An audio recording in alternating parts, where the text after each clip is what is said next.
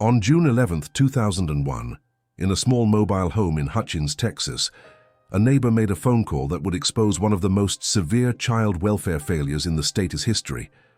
What began as a concerned citizen's report to emergency services would ultimately reveal a case that challenged every assumption about how thoroughly children can disappear within their own homes and how systems designed to protect the vulnerable can sometimes allow them to slip through unseen. This is a story about institutional blindness, about the extraordinary resilience of the human spirit, and about the uncomfortable questions we must ask when those sworn to protect fail in their most fundamental duty.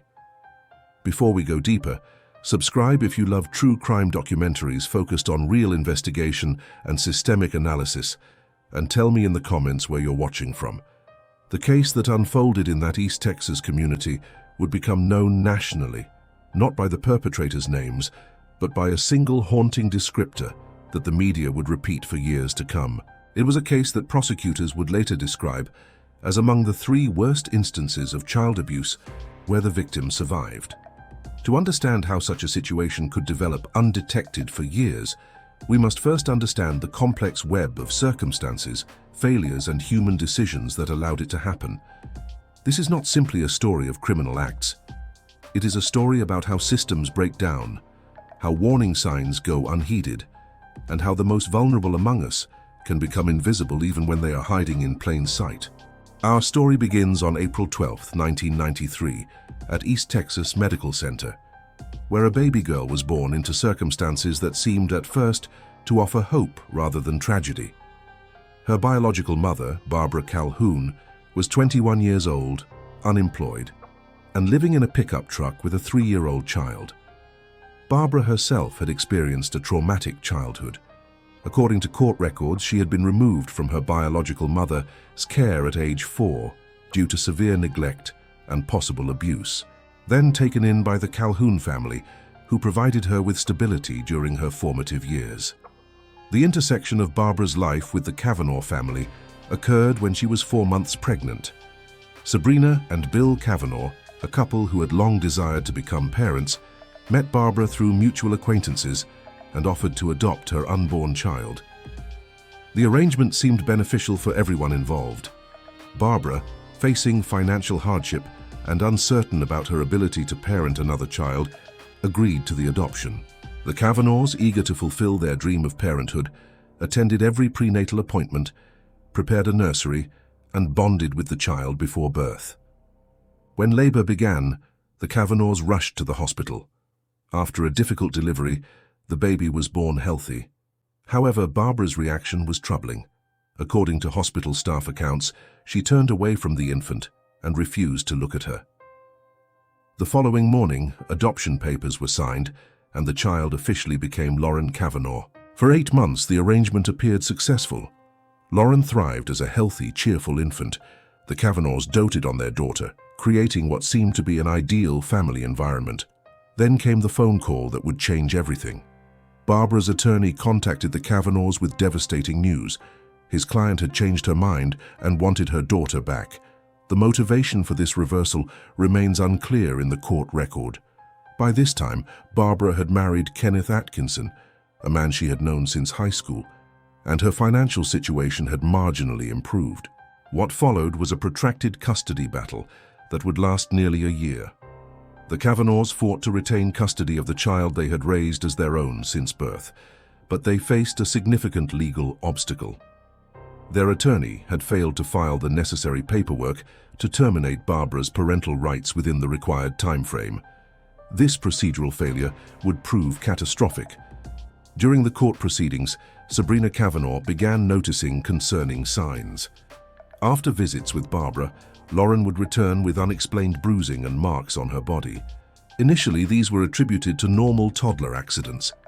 However, Lauren began displaying severe distress during diaper changes, and Sabrina observed that the child's genital area appeared inflamed and irritated. Photographs were taken and presented to the court as evidence that Barbara might not be providing appropriate care.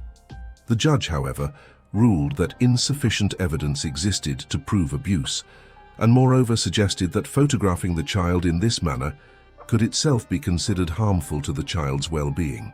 Sabrina attempted to have Lauren examined by medical professionals, but without conclusive proof of abuse, doctors were reluctant to perform invasive examinations on such a young child. In 1994, the court issued its final ruling.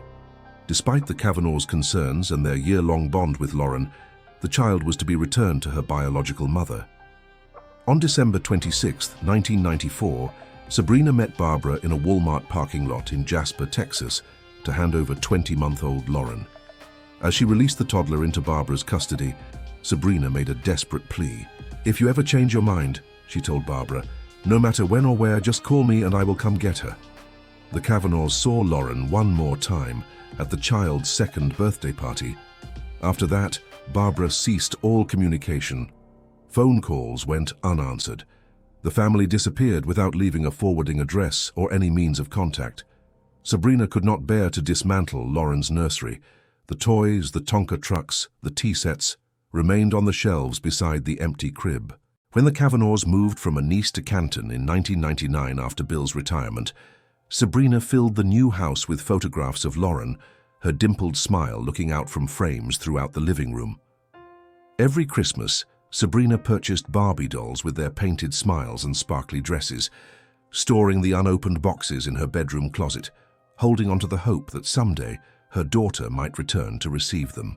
What the Kavanaughs did not know was that Lauren's life had already begun its descent into circumstances that would later be described by investigators as almost unimaginable. Barbara's life after regaining custody was marked by instability. She married and divorced twice before reuniting permanently with Kenneth Atkinson. During this period, she gave birth to 3 more children, bringing the total to 6 children in a household with virtually no steady income. The family moved constantly, evicted from rentals for unpaid rent, staying in homeless shelters, sleeping in vehicles, moving between friends' homes, until they finally settled in a dilapidated mobile home in Hutchins, Texas. In the early years after the custody transfer, Lauren still participated in family gatherings and played with her siblings. However, Barbara's mother, Doris Calhoun, began observing concerning behavior in her granddaughter. Lauren would consume food ravenously whenever it was available, then hide additional food under her bed for later consumption. Doris described the child as acting perpetually starved. When she questioned Barbara about this behavior, Barbara explained that Lauren had an eating disorder and couldn't control herself around food, necessitating strict dietary restrictions. After Thanksgiving in 1999, 6-year-old Lauren stopped appearing at family functions entirely. When relatives inquired about her absence, Barbara offered various explanations. Lauren was staying with friends, or she was being difficult and had behavioral problems that made it easier to keep her separate from the other children. To the family, this didn't seem entirely unusual. Parents sometimes struggle with challenging children, and Barbara's explanations seemed plausible enough that no one pursued the matter further. What was actually occurring inside that mobile home, investigators would later piece together through forensic evidence medical examinations. And the accounts of those involved represents one of the most severe cases of child confinement and deprivation documented in Texas legal history. The pattern that emerged through investigation suggested a gradual escalation of control and punishment that began around 1995. What started as temporary confinement to a bathroom for disciplinary purposes evolved over time into something far more severe. According to Detective David Landers, who would later investigate the case, the progression followed a recognizable pattern often seen in severe abuse cases. Initially, Barbara required Lauren to sleep on a blanket on the floor next to her bed as punishment. When Lauren would get up and wander during the night, Barbara began confining her to a closet space, using baby gates to block the exit. As Lauren grew and became strong enough to push down the gates, Barbara escalated to locking the closet door. The closet measured 4 feet by 9 feet. Investigators would later document its dimensions precisely as part of the evidence collection.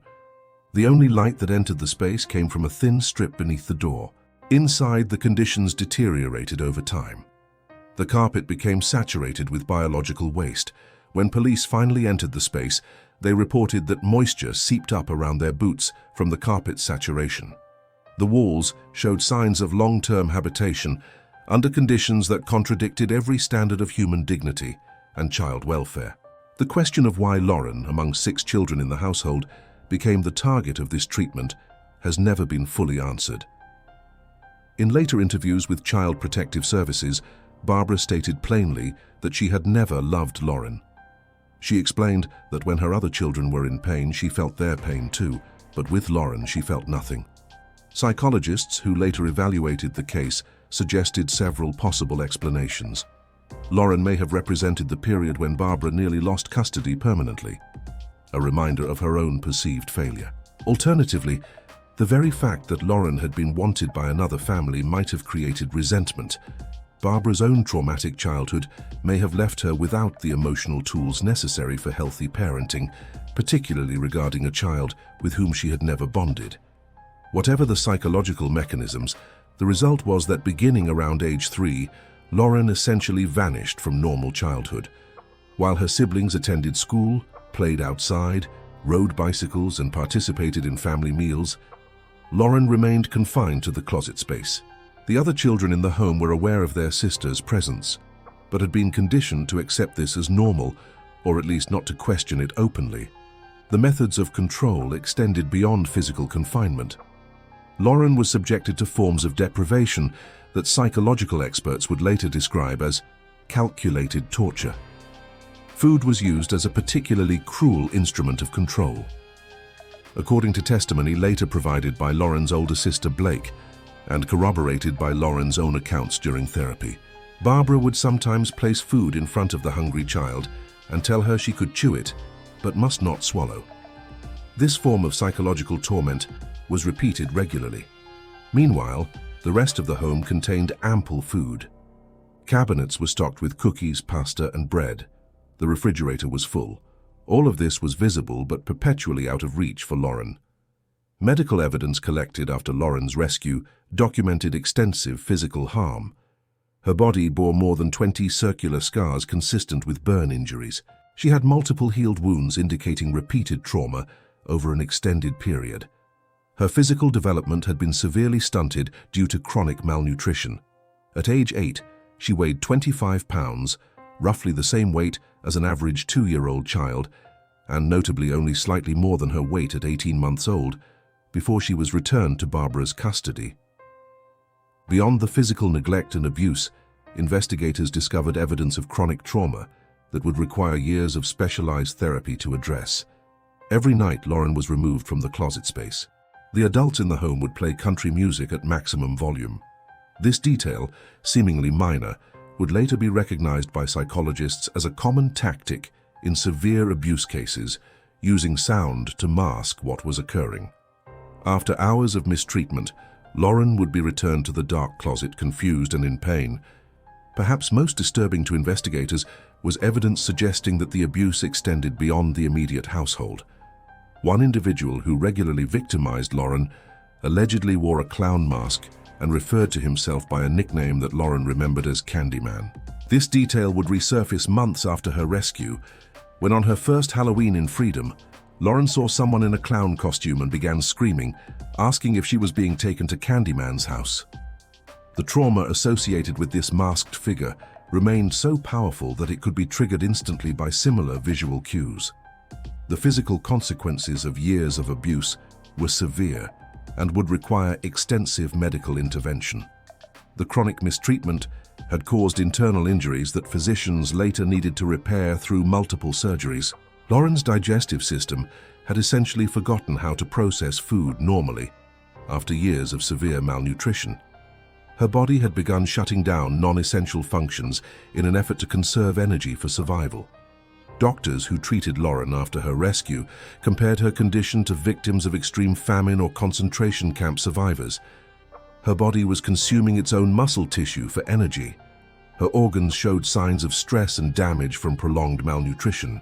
She had consumed indigestible materials, including pieces of plastic and carpet fibers, which were discovered during medical examinations. When doctors looked into her throat during initial treatment, they found these foreign objects lodged in her digestive tract, evidence of her desperate attempts to fill the gnawing hunger. The psychological impact was equally profound. Because Lauren spent the critical years of early childhood development in near total isolation and darkness, her brain developed abnormally. Neurological scans and cognitive assessments conducted after her rescue showed damage consistent with severe deprivation during crucial developmental windows.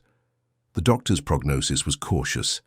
They were uncertain whether Lauren would ever be able to live independently or develop the cognitive and social skills typical of her age.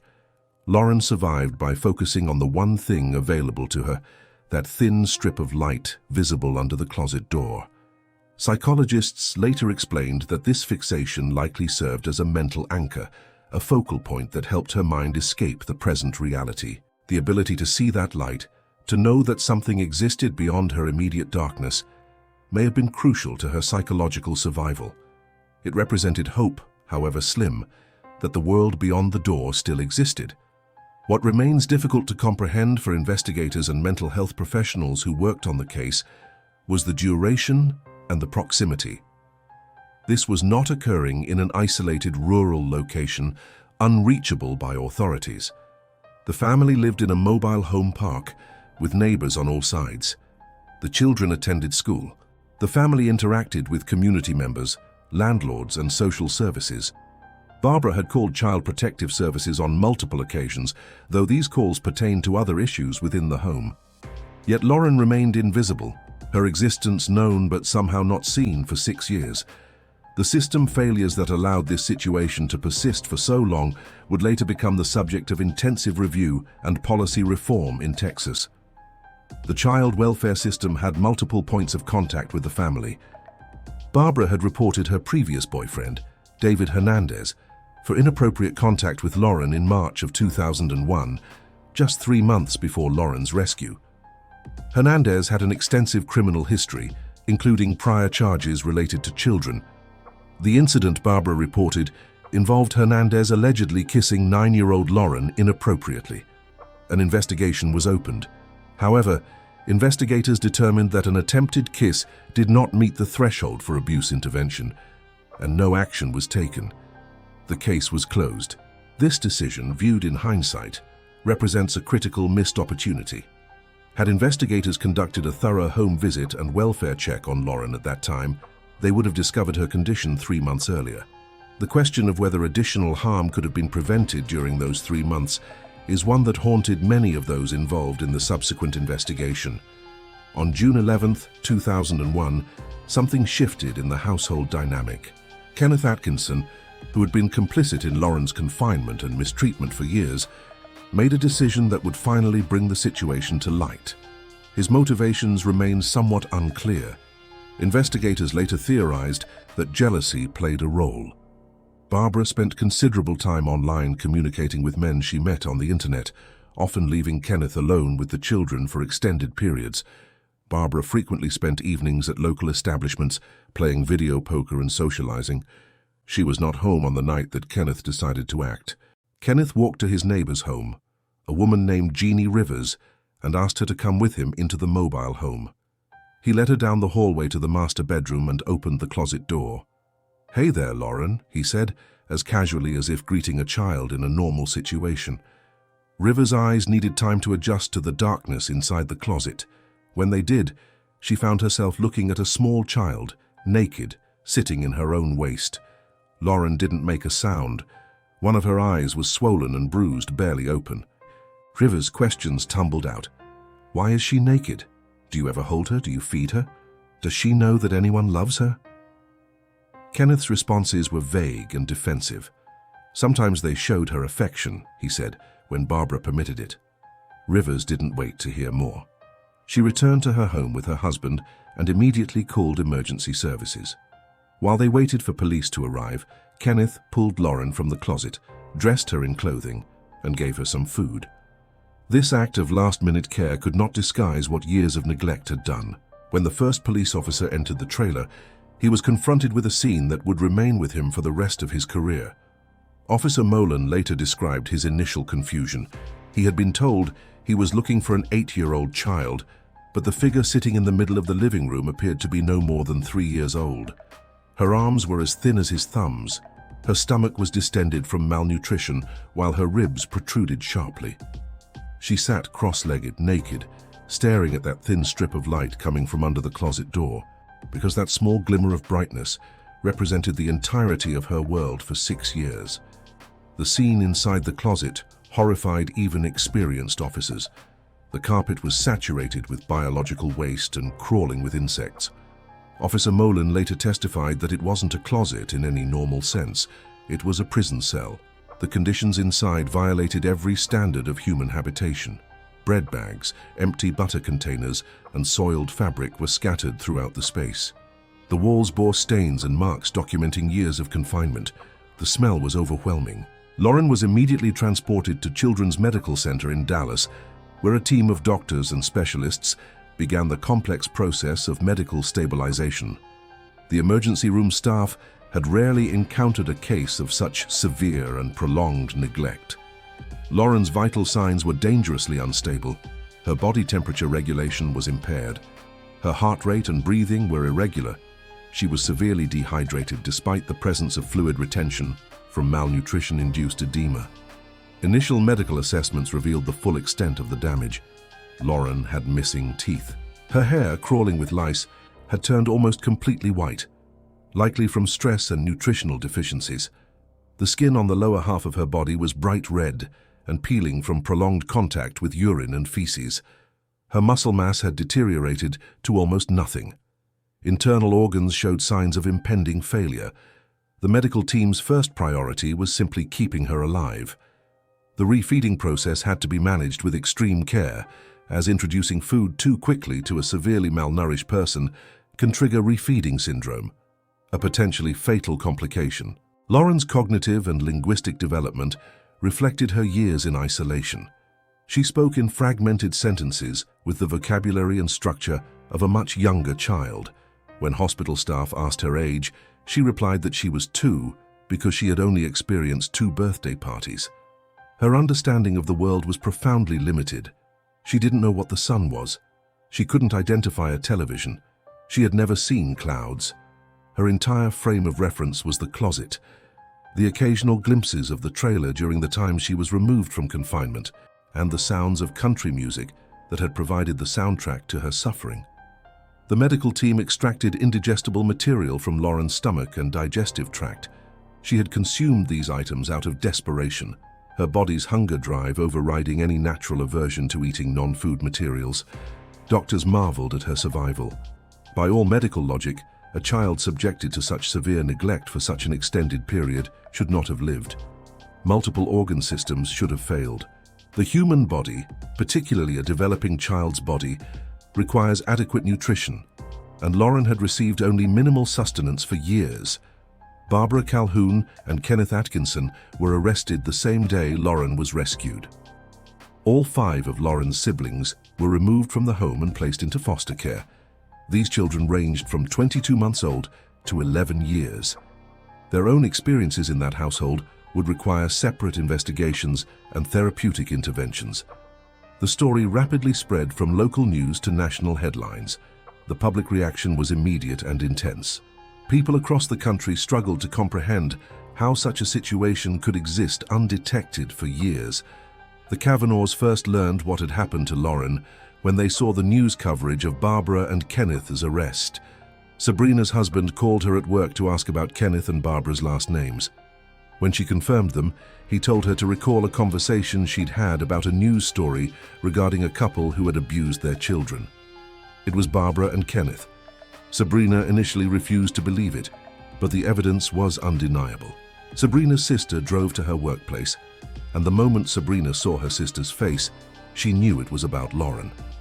The Kavanaughs immediately contacted authorities and began the process of re-establishing their legal standing regarding Lauren. This process was complicated. Although they had been her legal adoptive parents for the first 8 months of her life, the custody reversal had terminated their parental rights.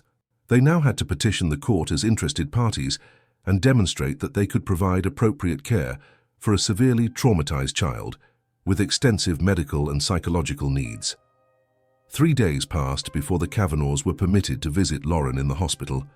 They traveled from the courthouse directly to Children's Medical Center, accompanied by law enforcement and child welfare officials.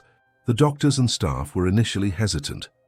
Lauren had been through unspeakable trauma, and introducing new people, even well-meaning ones, could potentially cause additional psychological distress. However, the Kavanaughs had obtained standing from the court, giving them legal rights to at least supervised visitation. The Kavanaughs told hospital staff they would be content just to look at Lauren through a window, if that was what was best for her. When they were finally brought into Lauren's room, they recognized her immediately despite the years and the physical changes wrought by malnutrition. Bill Kavanaugh later said she looked exactly as she had the last time they saw her because she was virtually the same size. The doctor introduced them carefully. "This is Mr. and Mrs. Kavanaugh," she said. Lauren looked at the doctor, then at these strangers, and asked, "Is this my new parents?" That simple question, delivered without understanding of its full context, broke something in the Kavanaughs and in everyone present. Bill sat down in one of the small hospital chairs. Lauren offered him some of her food, a gesture that child psychologists later interpreted as deeply significant. Children who have been severely deprived of food rarely share it willingly.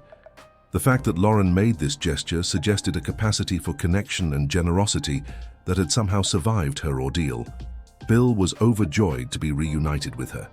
To everyone watching, it became clear that when Lauren eventually left the hospital, she would be going home with the Kavanaughs.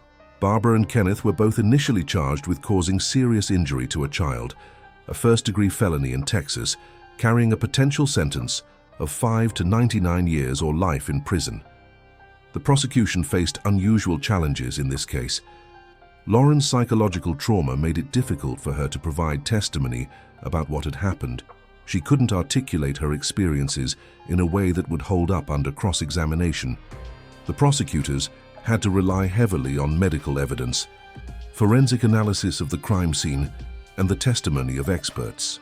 During police interviews, both Barbara and Kenneth made admissions. Kenneth attempted to minimize his role, suggesting that things only became truly severe after 1996, when Barbara became depressed. He tried to place primary blame on Barbara while downplaying his own actions. Barbara's statements to police were more direct and in some ways more disturbing. She openly admitted she had never loved Lauren. She described feeling pain when her other children were hurt, but feeling nothing when Lauren suffered. This admission of complete emotional disconnection provided insight into how such severe abuse could be sustained over years. Child psychologists worked with Lauren using play therapy techniques. Play therapy is a therapeutic approach commonly used with young children who have experienced trauma, as it allows them to express experiences and emotions they cannot verbalize. Therapists provide dolls, toys, and art supplies, then observe how the child interacts with these materials. Lauren's play sessions were deeply revealing and deeply disturbing. She would act out scenarios using dolls, demonstrating through play what had been done to her. She would position dolls in ways that suggested restraint, make sounds indicating distress, and demonstrate aggression toward the dolls that clearly represented adults. When therapists attempted to ask direct questions, Lauren would shut down, squinting her eyes and staring into space, retreating into the mental protective mechanism she had developed during her years in captivity. Barbara initially pleaded not guilty when her trial began in January 2002.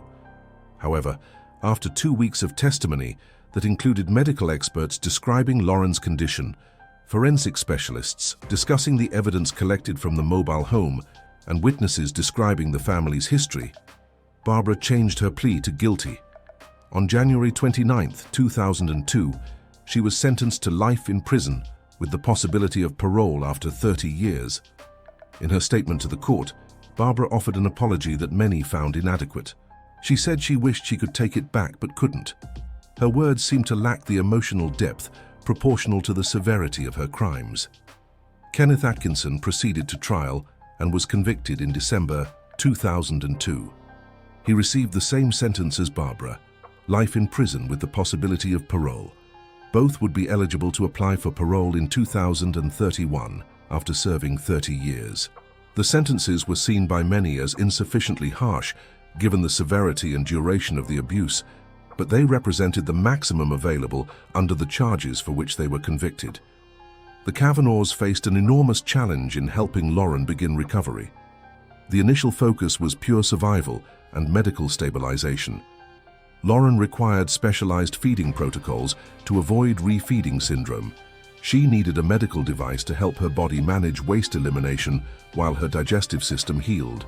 Within days of her removal from the mobile home, doctors performed surgery to remove a mass of indigestible material from her stomach, a ball of plastic, hair, and other substances she had consumed in her desperation. Physical healing was only one component. The psychological challenges were immense. Lauren had missed virtually all normal childhood development. She had to learn basic skills that most children acquire naturally through observation and practice. Using the bathroom appropriately, holding utensils, understanding social cues, these were all skills Lauren lacked. The Kavanaughs, working with a team of therapists and medical professionals, had to essentially reteach Lauren how to be a child in the world. Sandra Mahoney served as Lauren's in-home therapist, visiting the Kavanaugh home regularly to work with Lauren in her own environment.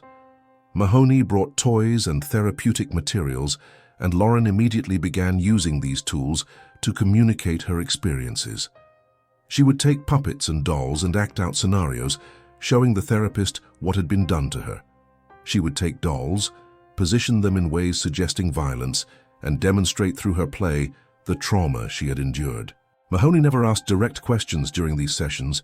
She simply observed, allowing Lauren to express what she needed to express through play. Food remained a complex issue. Initially, there was concern that Lauren would hoard food or develop pica, a condition where individuals eat non-food items. The Kavanaughs made the decision not to lock cabinets or restrict Lauren's access to food. They reasoned that she had experienced enough deprivation and control. Instead, they focused on teaching her that food would always be available, that she would never be hungry again. They served small portions and explained that she could eat again in a little while after her stomach had time to digest. This approach required patience and consistency, but gradually, Lauren began to understand that food security was permanent. Sleep presented another challenge. After years of confinement in a small, dark space, Lauren found open bedrooms traumatic. Sometimes she would take her blanket and pillow and make a bed in the closet, the only sleeping environment she had known. Other times she would sleep on the floor despite having a comfortable bed available. The Kavanaughs had to balance respecting Lauren's need for what felt familiar, while gently encouraging her to adapt to more typical sleeping arrangements. This process took years. Lauren's first experience of grass under her bare feet made her cry. The sensation of grass tickling her skin felt like insects crawling on her, triggering panic. She had never experienced the texture of grass before. This incident illustrated how profoundly her deprivation had affected even the most basic sensory experiences. The Kavanaughs and therapists had to help Lauren slowly build a library of normal sensory experiences, teaching her that the world contained safe and even pleasant sensations, not just pain and deprivation. Language acquisition was complicated. Lauren had learned to speak by listening to the country music that played constantly in the mobile home, but she didn't understand what most words meant. She could repeat phrases and lyrics, but without contextual understanding. She didn't know what the sun was, what clouds were, what a television did. Every object and concept required introduction and explanation. Her brain had missed the critical language development window that occurs in early childhood, and while she could learn, the process was slower and more difficult than it would have been had she received normal linguistic exposure during her early years. The Kavanaughs faced criticism for some of their parenting decisions. They sometimes used physical discipline, specifically spanking, despite being advised against it by some professionals. Sabrina later defended this choice by explaining that traditional discipline methods didn't work with Lauren. Timeouts were meaningless to a child who had spent 6 years in isolation. Taking away privileges meant nothing to a child who had never had privileges. The Kavanaughs felt that clear, immediate consequences were necessary to help Lauren understand boundaries and appropriate behavior. This remained a controversial aspect of her recovery, with some child welfare experts supporting their approach as pragmatic given the unique circumstances, while others criticized it as potentially re-traumatizing. In July 2002, 13 months after her rescue, Lauren was officially readopted by the Kavanaughs. The legal process had been complex, requiring termination of Barbara's parental rights, navigating the previous adoption and its reversal, and demonstrating that the Kavanaughs could meet Lauren's extensive special needs. With the adoption finalized, Lauren was legally and permanently home. However, her recovery was far from complete. She continued to struggle with significant mental health challenges, behavioral issues, and the developmental delays caused by her years of deprivation. When Lauren was 12 years old, she experienced another trauma that would compound her existing psychological challenges. She was invited to stay with her cousin's family, an invitation that the Kavanaughs initially declined due to concerns about Lauren's vulnerability. However, Lauren persistently asked for opportunities to socialize and spend time with peers, and some therapists had encouraged the Kavanaughs to allow Lauren more independence and social opportunities. Eventually, Sabrina reluctantly agreed to let Lauren stay with her niece's family. During that visit, Lauren was victimized by her cousin's husband. Lauren later disclosed that he had created a situation where he isolated her and committed inappropriate acts. The betrayal was particularly devastating because this was a family member, someone who knew Lauren's history and the trauma she had already survived. When Lauren told her adoptive mother what had happened, she asked a heartbreaking question: "Who can I trust now if I can't trust my relatives?" The incident was reported to authorities, and the individual was prosecuted. This second victimization had profound effects on Lauren's psychological development and her ability to trust others. She began dressing in oversized clothing and disguising her developing body, believing that if she made herself less visible as a girl, she might be safer. She started expressing beliefs that this would keep happening to her, that she was somehow destined to be victimized. These beliefs are common among survivors of chronic childhood abuse, a phenomenon psychologists call learned helplessness or trauma repetition. The victim comes to believe that abuse is inevitable, that they have no control over whether they are harmed, and that they are somehow inherently deserving of mistreatment. Within a year or two of this incident, Lauren began experiencing suicidal ideation. She described feeling repulsive and unlovable. She struggled with intense anger, much of it directed at herself.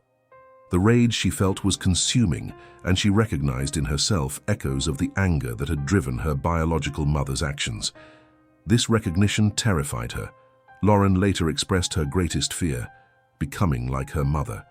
She described feeling that same rage burning inside her and fighting desperately to control it. Lauren's older sister Blake, who had also survived the household, later gave an interview about her perspective on those years. Blake described the impossible situation of being a child herself in that environment. She knew what was happening to Lauren was wrong, but she was also just trying to survive. She heard her parents' activities through the walls and knew when they were distracted. She tried to help Lauren in small ways when she could, sneaking her food, attempting to give her baths when their parents were away. But she was also terrified of receiving the same treatment Lauren was getting. Blake carried tremendous guilt about not doing more to help her younger sister, but as she pointed out, she was a child too. She couldn't have stopped her parents. If she had tried to intervene in any meaningful way, she likely would have been severely punished herself. Blake's perspective is important because it illustrates the complexity of abuse dynamics in multi-child households. Sibling witnesses to abuse often experience their own form of trauma, sometimes called secondary or vicarious trauma, along with survivor's guilt. Blake spent her adult life grappling with the question of whether she could have or should have done something, even though rationally she understood that she had been a powerless child in the situation. Her willingness to speak publicly about these struggles helped shed light on the long-term impacts of severe abuse on everyone in the household, not just the primary victim. Despite years of intensive therapy and the Kavanaughs' devoted care, Lauren continued to struggle with mental health issues throughout her teenage years. She experienced nightmares, flashbacks, and periods of intense emotional dysregulation. The brain damage caused by her early deprivation created ongoing cognitive challenges. She had difficulty in school, struggled to maintain friendships, and found social situations overwhelming and confusing. Her brain had literally developed abnormally due to the deprivation during critical developmental windows, and no amount of therapy or love could completely reverse that neurological damage. In 2013, when Lauren was 20 years old, she graduated from high school. This was a significant achievement, given the severity of her early trauma and developmental delays. She enrolled in classes at Trinity Valley Community College, studying psychology. Those who knew her saw this choice as deeply meaningful. Lauren wanted to understand her own experiences and potentially help others who had survived similar trauma. For a period of time, it appeared that Lauren was successfully moving forward with her life. She was engaged in education, had stopped taking psychiatric medications under medical supervision, and seemed more present and engaged than she had been in years. Lauren also began trying to help other abuse survivors through social media. She maintained a Facebook page called The Lauren Kavanaugh Story, where she shared aspects of her experience and offered support to others dealing with trauma. It was through this page that she connected with a teenage girl who had also experienced abuse. The two communicated online and eventually met. When Lauren moved away from the area in 2017, their communication ceased, but they reconnected the following year when Lauren moved back. Eventually, Lauren moved in with the teenager's family. The family welcomed Lauren as a friend and mentor figure for their daughter. They had no indication that the relationship was anything other than a supportive friendship between Lauren and the girl. However, both Lauren and the teenager later admitted to authorities that their relationship had become inappropriate and included sexual contact. Under Texas law, this constituted sexual assault of a minor, as the teenager was only 14 years old. The fact that both parties described the relationship as consensual did not change the legal reality. Her 14-year-old cannot legally consent to sexual contact with an adult. In December 2018, Lauren was arrested and charged with sexual assault of a child. The news sent shockwaves through the community of people who had followed Lauren's story and supported her recovery. How could someone who had suffered so terribly as a child become someone who victimized a minor? The case raised uncomfortable questions about the cycle of abuse, about whether victims of severe childhood trauma are more likely to become perpetrators, and about the limits of recovery from profound early harm. In 2019, a judge determined that Lauren was not mentally competent to stand trial. This decision was based on psychological evaluations that assessed Lauren's cognitive functioning, her ability to understand the legal proceedings, and her capacity to assist in her own defense. The judge ordered Lauren to be placed in a mental health facility for treatment, with the goal of restoring her to competency so that she could eventually stand trial. If she had been convicted, Lauren faced up to 20 years in prison. Lauren remained in the mental health facility for 3 years. During this time, she received psychiatric treatment aimed at addressing her significant mental health issues and improving her cognitive functioning. Then, in October 2021, the charges against her were suddenly dropped, and she was released. The reasons for this dismissal were not made public. Speculation ranged from questions about whether prosecution would serve justice given Lauren's own history of severe victimization, to possible evidentiary issues, to concerns about her mental competency. The victim and her family's wishes may also have played a role in the decision not to prosecute. Lauren's case became a focal point for discussions about victimization, trauma, accountability, and the justice system. Some argued that Lauren's own horrific childhood made her less culpable for her actions as an adult, that her brain had been so severely damaged that she could not be held to the same standard as someone who had experienced normal development. Others countered that Lauren's own experiences should have made her more, not less, aware of the harm caused by such actions, and that allowing her trauma to excuse victimizing someone else would be a profound injustice to the teenager she had harmed.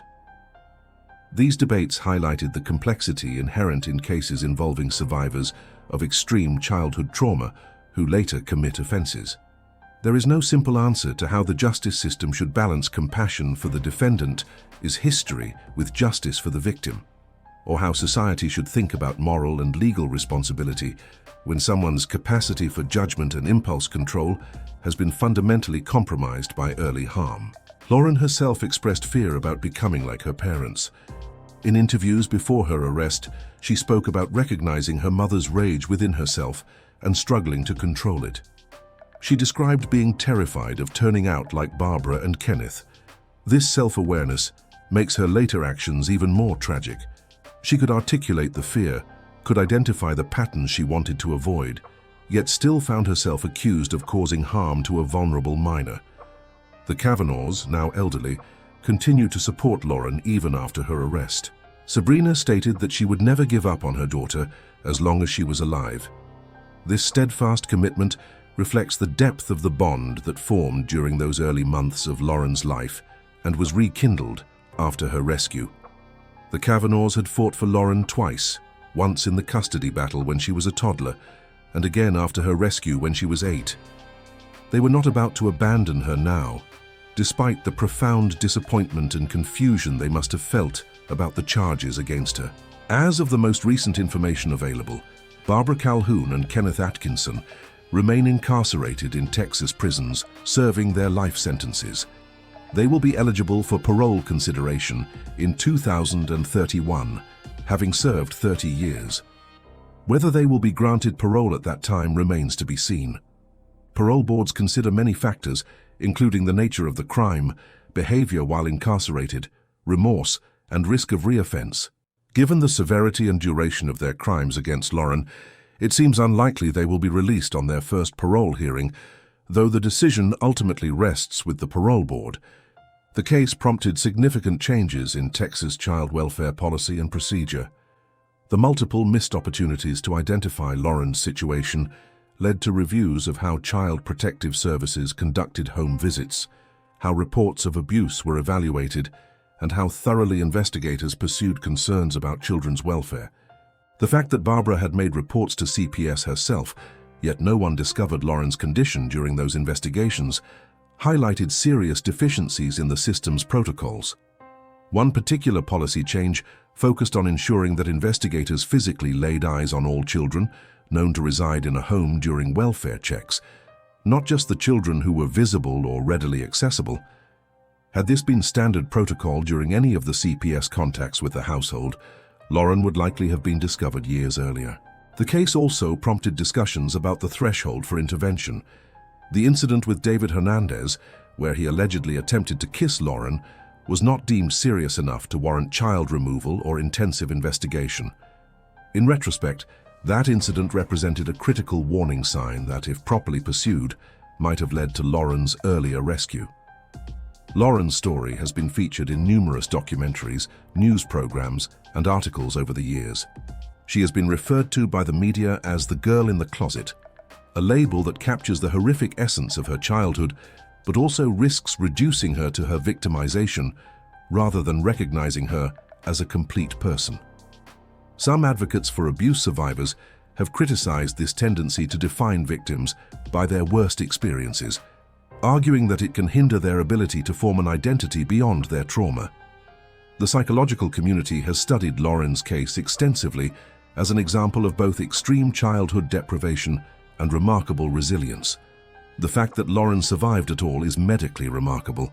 The fact that she developed any language, any social skills, any capacity for connection after years of such profound isolation defies what many experts would have predicted.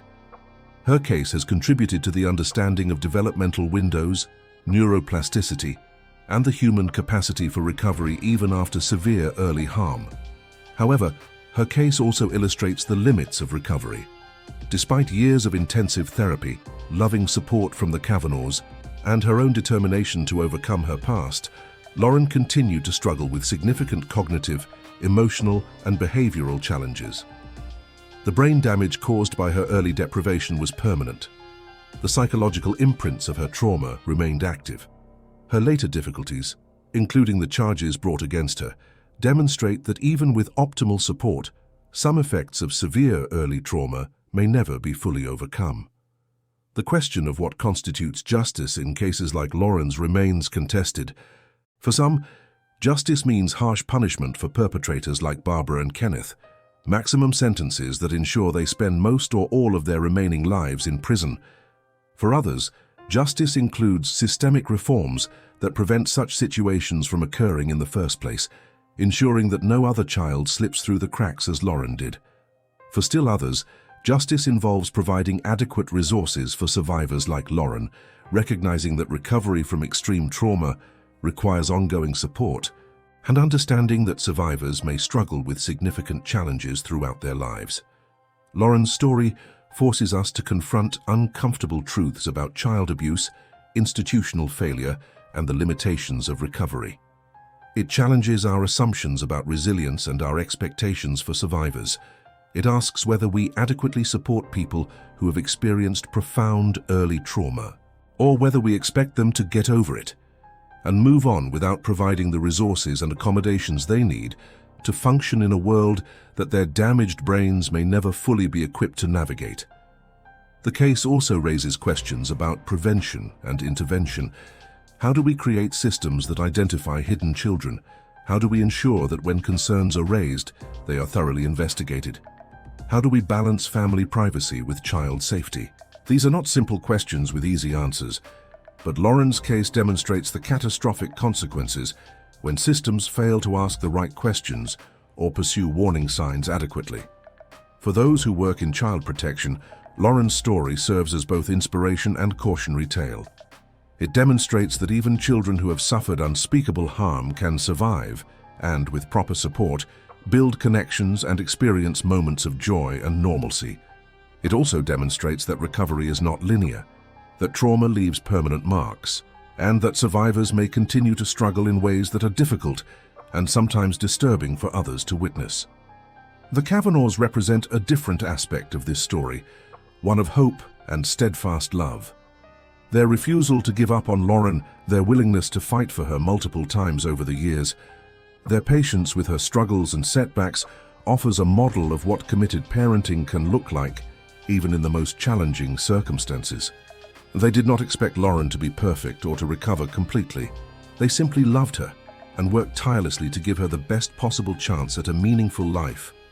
Lauren herself remains a complex figure, neither purely victim nor purely resilient survivor, but a real person whose life has been profoundly shaped by circumstances she did not choose and trauma she did not deserve.